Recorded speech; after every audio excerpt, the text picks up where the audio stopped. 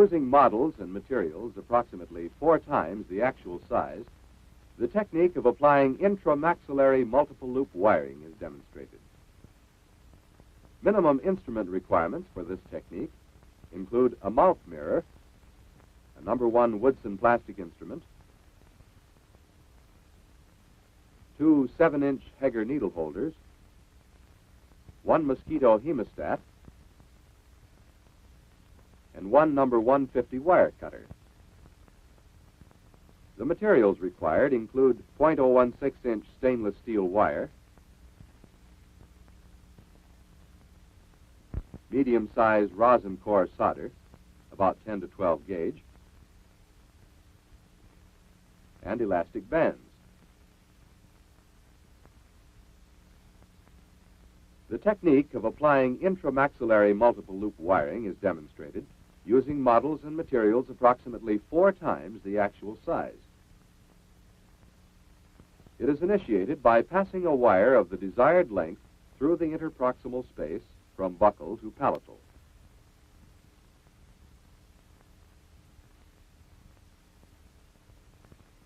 The wire is carried around the distal aspect of the second molar to the buccal surface and anteriorly, well past the last tooth to be included in the wiring, in this case, the canine. This wire is referred to as the horizontal wire. The other end of the single strand of wire is now passed through the same interproximal space, but this time it is above or occlusal to the horizontal wire. A loop is thus formed around the horizontal wire. Around the horizontal wire. Lead solder is introduced to form and maintain uniform loops. The wires are tightened. First, the loop is drawn taut around the solder. Then the horizontal wire is pulled tight around the second molar.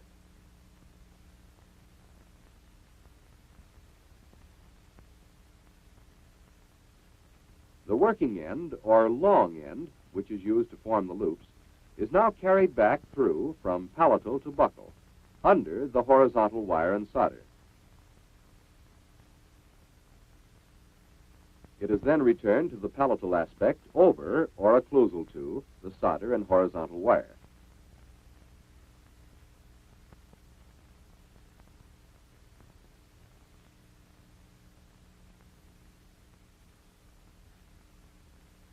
The same procedure is repeated through each interproximal space. The wire should be grasped by its end to prevent later breakage from nicks and bends. Following the original wiring technique, the solder is withdrawn from the first loop formed before the third one is completed. Thus, the solder is left in only 2 loops at a time, and its removal in one piece is easier.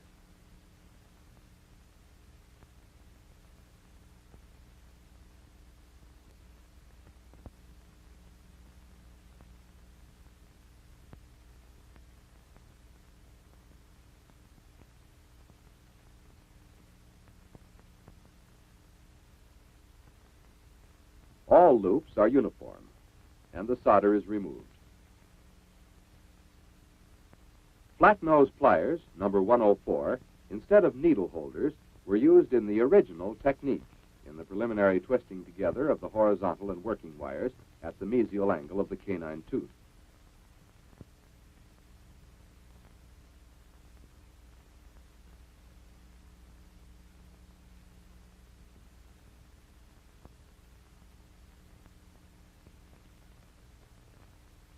The horizontal wire is depressed into the interproximal embrasures using a Ladmore plugger or any suitable instrument.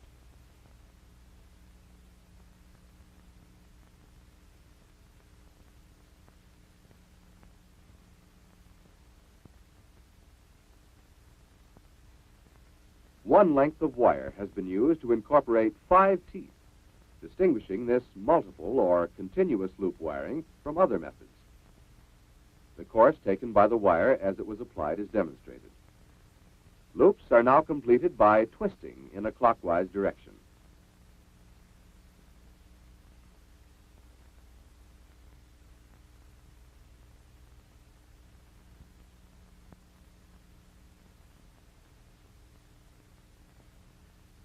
A 3/4 turn is given each loop.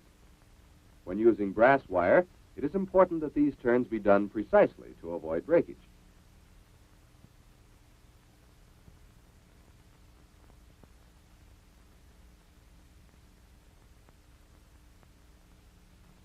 Each loop is in a horizontal plane on completion of the 3/4 turn instead of its original vertical position.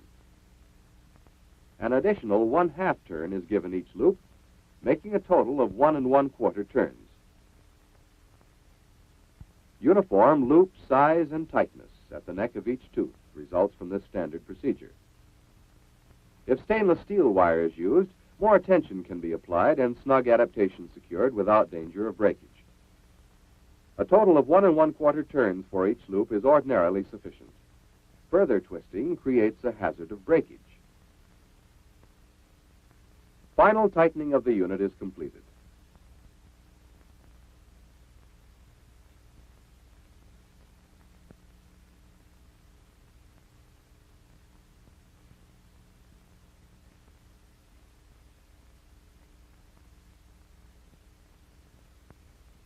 The twisted end is turned upon itself to eliminate the possibility of scratching the labial mucosa. The loops are now turned toward the soft tissue to form hooks, which hold the elastics for traction, reduction of the fracture, and fixation.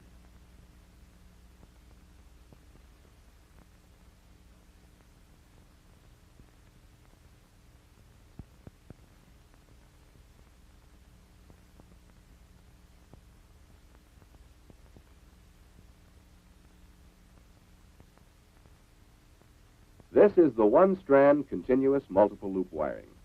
The fact that if a wire breaks, an entire section of the appliance is useless and must be replaced has been considered a disadvantage. Use of stainless steel wire, careful, deliberate handling, and attention to the technique of application have overcome this single disadvantage. The wiring is uniform and snugly adapted to all teeth. When traction is applied, it will be evenly and widely distributed over the wired area.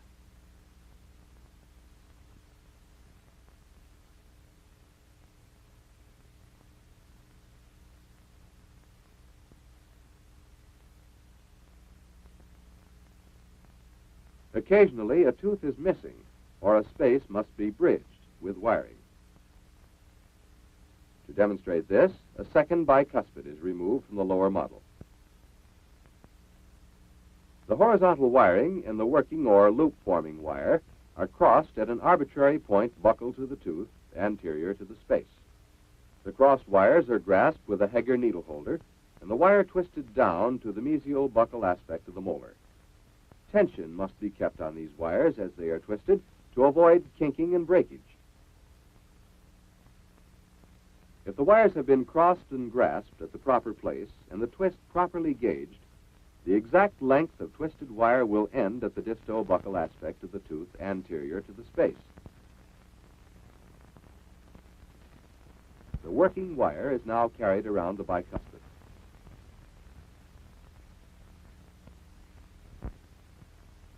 The working wire always passes under the horizontal wire as it is carried to the buccal.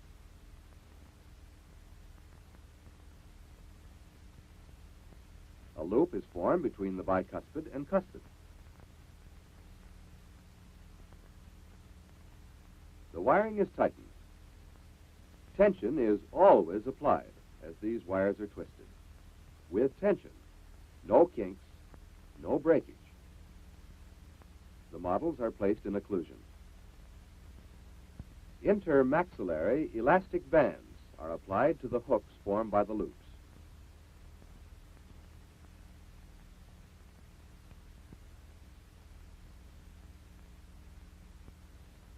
The twisted wire bridging a space can often be utilized to afford an additional attachment for the elastic ligature if more evenly distributed traction is desired.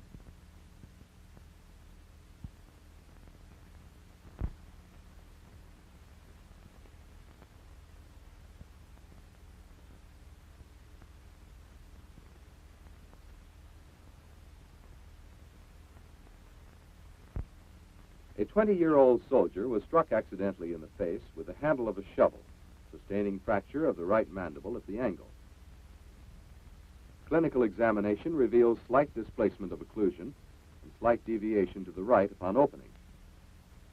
There is only slight limitation of opening and no crepitus or demonstrable mobility at the fracture site. There is pain associated with movement of the injured part. A complete fracture of the right mandible is demonstrated at the angle. There is no appreciable displacement. Immobilization by wiring is indicated. Although simple EV-IV eyelet loops would probably suffice, continuous multiple loop wiring is applied with equal ease, and with this, more stability may be achieved. Preoperative medication with 1/150th grains of atropine sulfate and 1 1/2 grains of seconal provides a dry mouth and a cooperative patient. Adequate sedation and a drying effect may also be secured with 100 milligrams of Demerol. 2% Novocaine with 1 to 50,000 epinephrine infiltrated locally prevents any discomfort to the patient. Conduction anesthesia may be used if necessary to control pain to the injured part. The working or long end of the wire may be cut at an angle to provide a bevel, which in cases where the contact point is broad and flat, will facilitate its passage. Curving the end of the wire to simulate a 3/8 curved suture needle allows the end to be passed gingivally to the contact point of the teeth and out, without entering the gingiva or cutting and tearing it.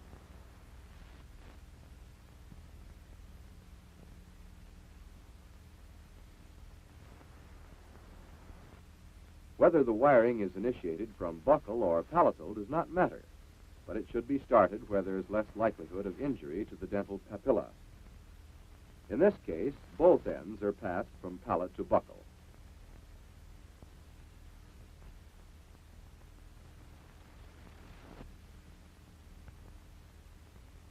The end emerging from between the second and third molar is carried forward and becomes the horizontal wire. Correct developing kinks before the wire is bent and weakened.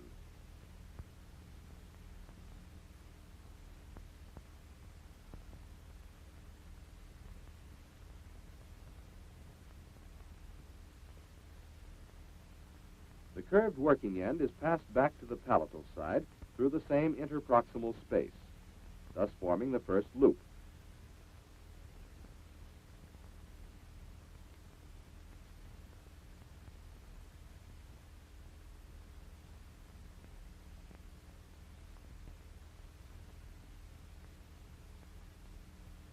Lead solder is inserted into the loop and the wire tightened around it.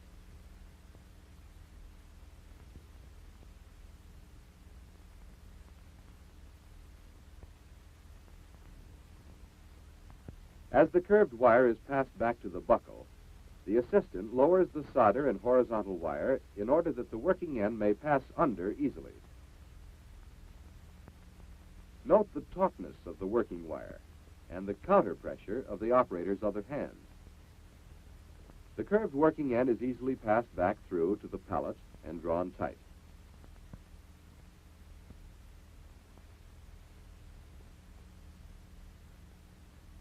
In the original technique, the loop-forming solder was withdrawn as the wiring progressed. Although demonstrated, this technique is no longer recommended unless it is necessary to conserve the supply of solder.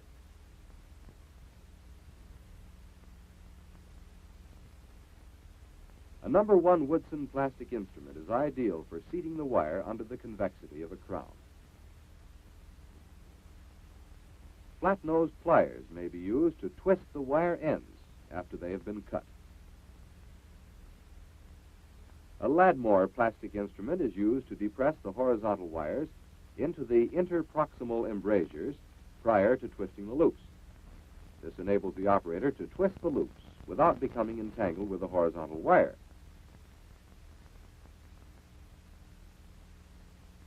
Each loop is given a 3/4 turn in a clockwise direction with flat-nosed pliers.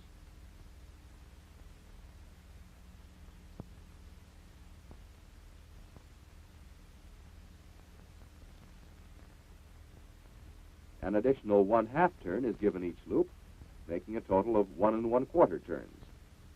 This precise number of turns is important when using brass wire to prevent breakage. Stainless steel wire will tolerate more stress, but usually 1 1/4 turns will suffice, irrespective of the wire used. Final tightening of the ends is accomplished after all loops are formed and twisted.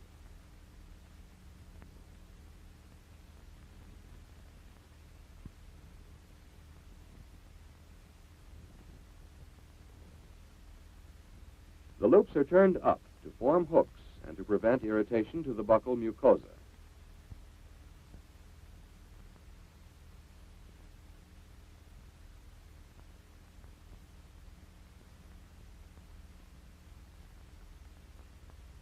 A modification of the original wiring method will be demonstrated on the left side of the maxillary arch. The smaller gauge of lead solder is used so that smaller loops will be formed. 10 gauge is desirable.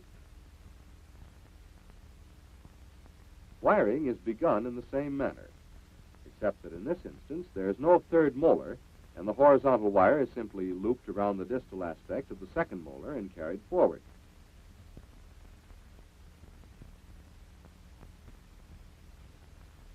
Loops are formed in the same manner around the smaller size strip of lead solder.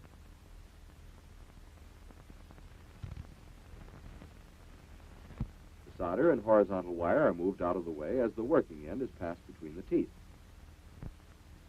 The working end of the wire is grasped by its end. Tension is applied. Counter pressure is exerted so that the jaw is not moved by the pull. In this modification, the strip of lead solder is not removed as loops are formed.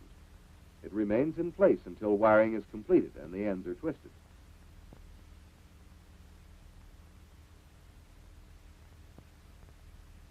The two ends are crossed and clamped with a 7-inch Heger needle holder.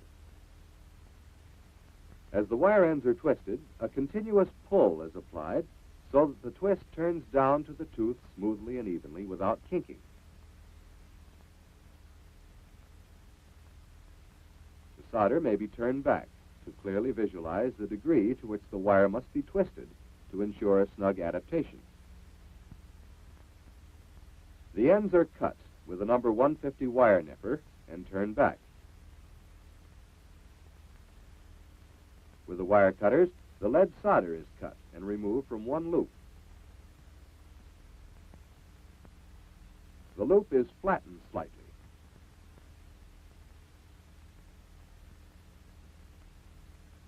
It can now be grasped more easily with a Heger needle holder and twisted evenly as traction is applied.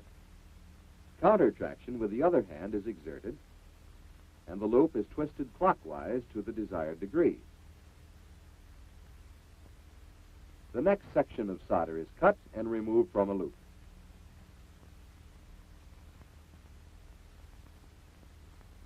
If the loop is slightly compressed, it is more readily grasped with the forceps.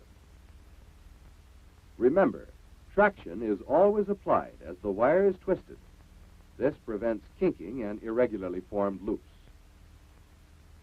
Note the small eyelet formed. The solder may be removed with wire cutters or needle holder with equal ease.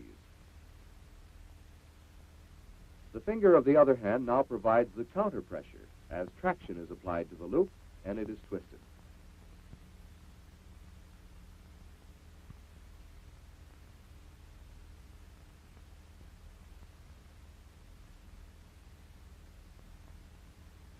In this instance, the loops or eyelets are turned up for the application of intermaxillary elastic traction.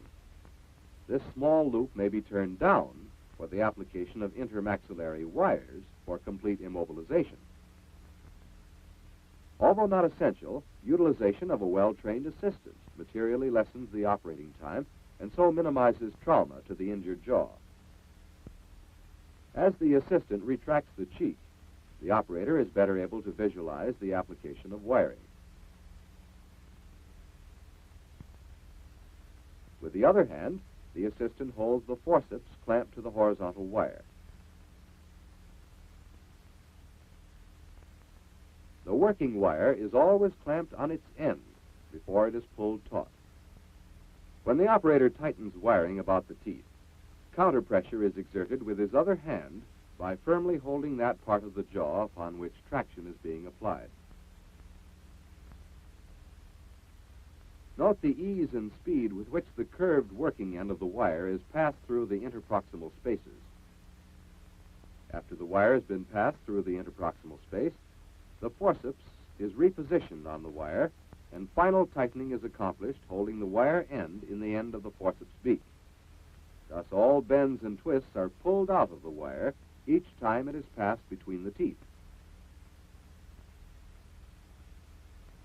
Counterpressure must be applied each time any pull is made on the working wire. Wiring is thus placed securely without discomfort to the patient or further displacement of the fracture. Completed wiring on all four quadrants clearly illustrates the difference in size of the loops. They are uniformly equal on each side, but the loops on the right are too large to be turned occlusally for the application of intermaxillary wires if complete immobilization is desired. Small elastics are applied for reduction and fixation. These are cut from tubing. Orthodontic elastics are too large and too soft for general use and become saliva-soaked, losing their elasticity in a short time.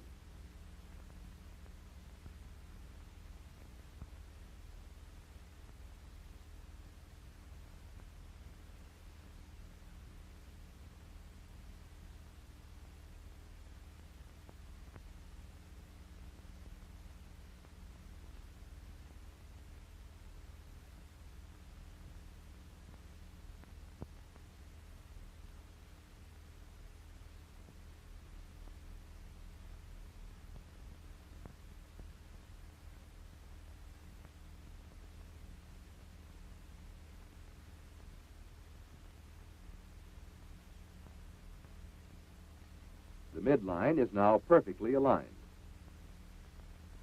The facets are also in proper relation. Such elastic traction may be replaced by intermaxillary wiring when normal occlusion has been restored and muscular trismus has subsided. In this case, complete quadrants have been incorporated in a single strand of stainless steel wire. Since the loops are small, they may be turned occlusally and the jaws securely immobilized. Intramaxillary multiple loop wiring is an easy and effective procedure in the treatment of many traumatic injuries of the jaws. Case histories will serve to illustrate certain indications for intramaxillary multiple loop wiring in jaw fractures. In this case, with little or no displacement, and where immobilization will not be prolonged, this method of wiring is suitable even though there may be moderately advanced periodontosis. The wide disbursement of stress afforded by this method of wiring will allow clinical union without causing exfoliation of the periodontally involved teeth. This method of wiring is ideal as an immediate definitive type of treatment in cases where there is slight to moderate displacement. There was moderate displacement of bilateral fractures of the mandible.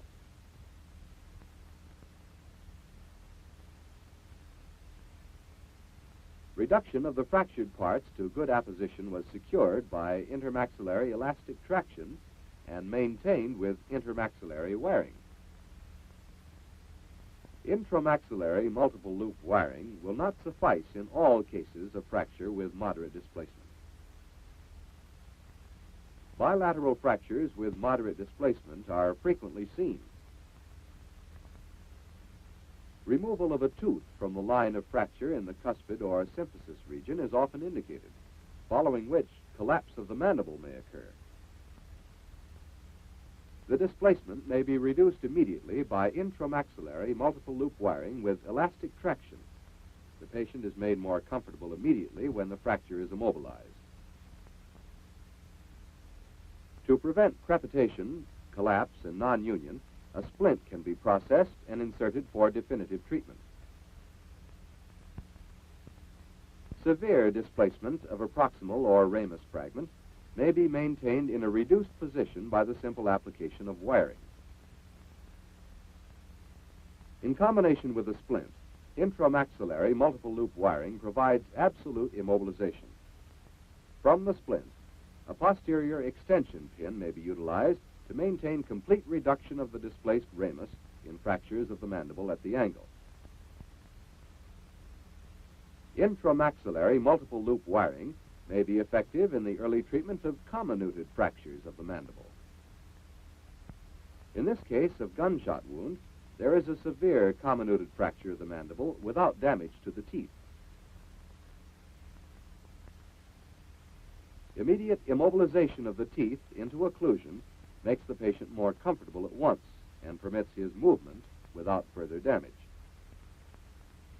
During this movement, only 1 or 2 intermaxillary elastics are necessary for support. They are readily removed in case of emergency. Supplementary stability by the insertion of a cast silver lingual splint provides the final definitive treatment. In this case, another comminuted fracture, intramaxillary multiple loop wiring alone provided sufficient stability. In all cases, manipulation of the injured jaw must be minimal. Union was secured without splinting. Summary.